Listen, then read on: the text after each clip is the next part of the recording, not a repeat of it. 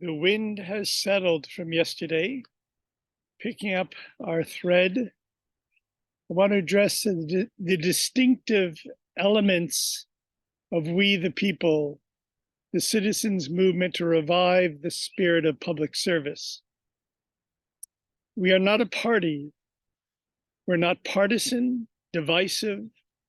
Rather, every fellow citizen of goodwill who's committed to public service is, in our eyes, an honorary member of the citizens' movement to revive the spirit of public service. That means, friends, if you listening are committed to the revival of the spirit of public service, to servantship, you are, in our eyes, an honorary member of the citizens' movement, which requires nothing whatsoever. For we're not a campaign with candidates, but we're a celebration with celebrants, whose focus is first and foremost on our responsibilities, that which gives our rights their ultimate right, we believe, and purpose. Those celebrants are assuming with neither hoopla nor expectation the mantle or office that we feel called to, from President of our aspiring United States all the way up to public servants, local officials in our towns and cities. In note, a write-in, write-on campaign or celebration. That is, we're not going to be on the ballot. It's a write-in, write-on celebration. We're not running for office or for anything. We're not in a race. Rather, we are walking the talk.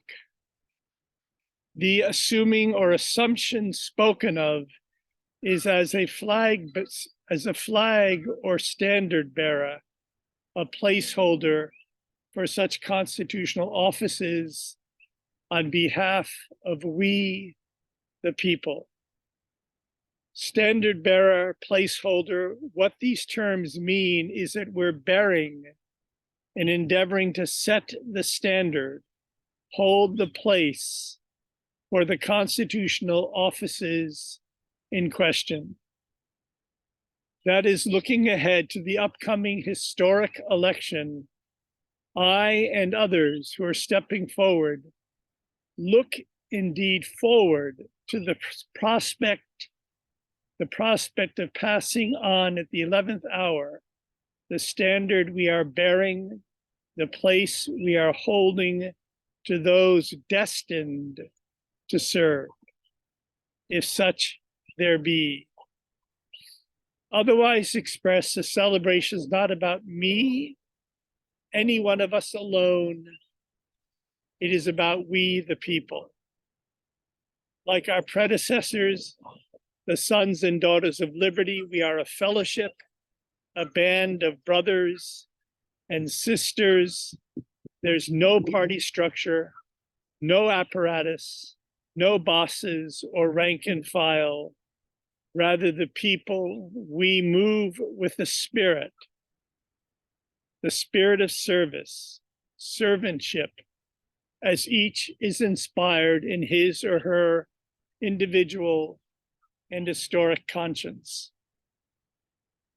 Given the foregoing, we seek no endorsements nor votes. For as expressed, we consider that every fellow citizen of goodwill recognizes such a commitment to service, servantship, wishes us well. That is, instead of saying, give me your time, give me your energy, give me your money, give me your hopes, and if I'm elected, I'll do A, B, C. If not, see you later. I'm out of here. Instead of these promises, we're doing it. We're walking the talk, serving.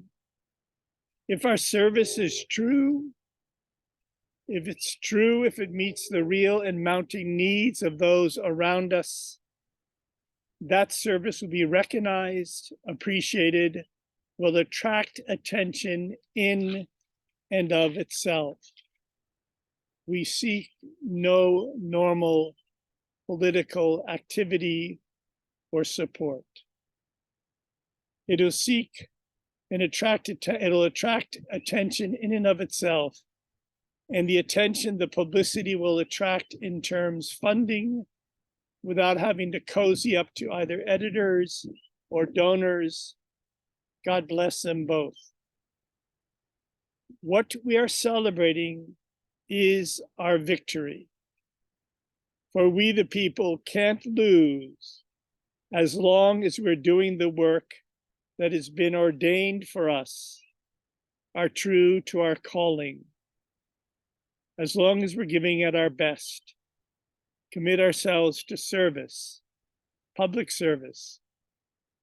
Lincoln gave voice to the victory spoken of, the victory we envision in his resounding passage from the Gettysburg Address, that this nation, under God, shall have a new birth of freedom, and the government of the people, by the people, for the people, shall not perish from the earth. Given the victory noted, our celebration begins with the memorial service, endings and beginnings, inspired by the memory and undying spirit of Georgia Congressman John Lewis, a stalwart figure within the civil rights movement.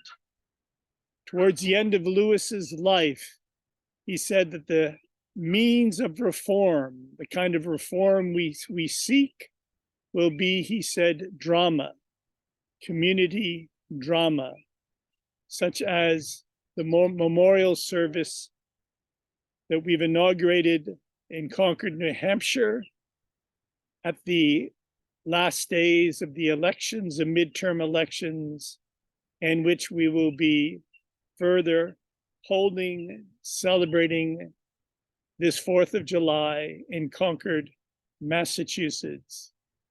That information will be on our website. The purpose of the memorial service is to put that baneful, divisive, partisan spirit out of its misery, to pay it our last respects, lay it to rest, and give it its last rites. Once that ailing spirit rests in peace, we, the people, look forward to turning ever more fully with enthusiasm to the work before us, to helping to midwife the birth of that ever new freedom that is not only our unalienable birthright, but our responsibility, our divinely ordained responsibility as we the people. Towards that end, amidst the issues, the legions of issues that surround and distract, that divide and would conquer us, our work, the citizens' movement's work, our celebration focuses on honing the deeper underlying issue, capital ISSUE, that waits to unite and liberate, truly liberate us, the US, as painstakingly, joyously outlined in the following interview that introduces we the people, the citizens' movement to revive the spirit of public service. One nation, under God, indivisible, with liberty and justice for all.